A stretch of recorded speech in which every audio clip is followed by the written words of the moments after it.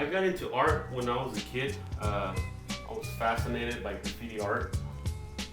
When I was a kid, one time I was in my dad's truck and I saw this big graffiti that I'd never seen before, and it said Chaka in huge letters, and I was fascinated by that. And I got into graffiti art in the early '90s, and I would, draw here and there and try to do my graffiti and books and stuff like that.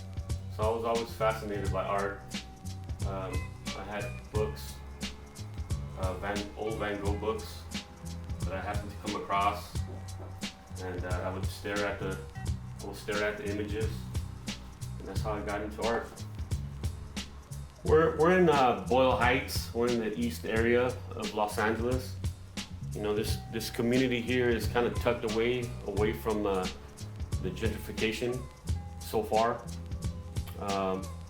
My oldest sister, she grew up around here, and I would come visit her over here a lot. And being around these people is the same people that it makes me feel like home around here. And the studio is located kind of in the heart of that area. And when I come here, I paint, I feel at home, and it makes it easier for me to paint when I feel comfortable in an environment like this. And it could be rough, but it feels like home. I've been influenced. I have an older sister, Ramirez, and at first, I used to like doing my graffiti, my characters and stuff like that. It made me feel, good about, some of the paintings that I would do, characters and stuff. It didn't have no meaning behind it, And I've seen my sister for many years, and doing some research. I was, studying on my own and stuff like that.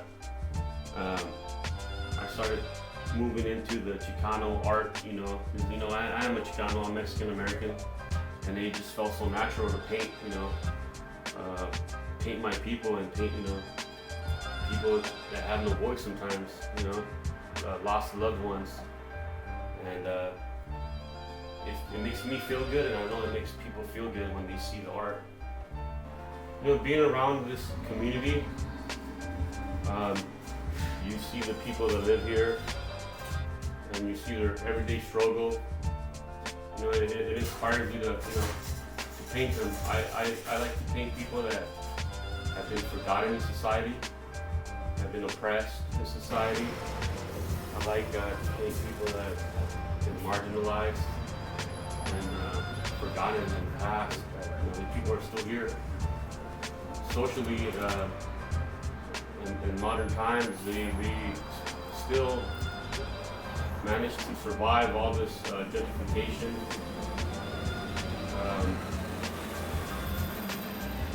Even though the economy is really rough on them, they still manage to somehow make a living. And I get inspired to paint these people because of their struggle.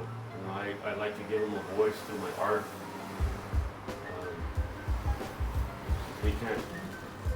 They don't have the power sometimes, there's language barriers. They can't go out and speak for themselves in modern society where they have the power. With our new president, a lot of their voices have been, shut down. So I guess through my art, I feel empowered by painting some certain images that speaks for themselves. I don't have to speak for them. The art itself speaks for them. It's very powerful sometimes.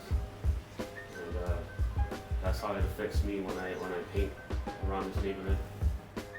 A lot of people, they trip out on, I'm not a full-time artist. I want to be a full-time artist, but I got bills to pay too. In this modern society, you can't, I can't just be an artist and, try to survive in this economy. So I'm also an iron worker. I work on these buildings in downtown LA, Beverly Hills. I'm a full-time iron worker, and after a rough days of work, I come home, I shower, and I do my art. I do my sketches, I prepare for different ideas that I would like to do and paint. And sometimes I have dreams and I paint my dreams, the images in my head. I put them on canvas, and then it helps me sleep. It helps me heal myself. Art heals people. With this picture, I'm painting a school kid, a local Latino Mexican kid from this community, I guess. In my head, I don't know this kid, but to me, he's gonna represent the community. He's a school kid, People think that kids hate school around here, They don't need all that, And some of these kids, they really like school, They just need somebody to believe in them, These kids are our future. They're your future policemen, your future doctors. They need a chance. They need an opportunity. And the way things are going, shortchanging the teachers, shortchanging the schools, shortchanging the kids. The future doesn't look too bright if we're not fighting for that, So I'm painting this school kid, and trying to make him, look happy that he's going to school. He's gonna have his backpack ready to go to school, prepared for school. And I see a bunch of kids that really like school. There's a few that don't like school, but if someone changes that and changes their way of thinking of how these kids are being taught, and make it fun for them too, they'll end up liking school. So yeah, that's what I'm painting this kid, little Mexican boy from the community. Right now, with all the teacher strikes, and the school system is all torn down, people forget that this is our future. These kids are our future, and if we can't have professional teachers, instructors teaching these kids, how are they supposed to better themselves in the future? If they're struggling now, in society, and they're being taught with their modern process of schooling and stuff like that, and if they're struggling now, how are they supposed to be better in the future? So they have to make changes now, and that's what the teachers are fighting for. They're trying to make it better for the kids in the future. I was one of those kids. I went through that public school system. Some teachers, they don't give a rat's ass about you. But there's a few that really cared and actually want to teach you and make you a better person. And we need more teachers like that.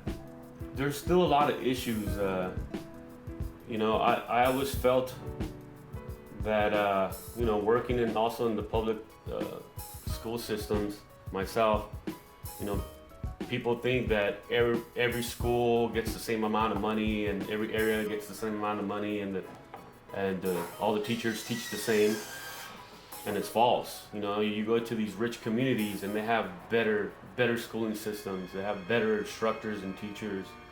They have better equipment, and to me, it's not fair. How are we, or my people how are we supposed to get out of this community, out of these low poverty cities if our own government is not providing the proper money and fundings for these schools, for these teachers to teach properly for the future? I feel like these kids are being left behind, and the ones that don't even need some of this money get most of the money. All this bunch of these charter schools and stuff like that. I don't know. It's not fair for these kids in the community. Some of these parents, they don't know. Some of them do know, but a lot of these parents work 2-3 jobs. They don't have time to be going to every single meeting and fighting for their kids' schooling and their future. So it's not fair. Somebody has to step up and fight for these kids. The reason why I painted this art piece is this kid represents like the community here in the east side, Boyle Heights. It represents my people, my brothers, my friends, that kid wants me. He's eager to go to school. He wants to go to school. He just needs that opportunity. He needs somebody to teach him, and he wants to better himself in the future.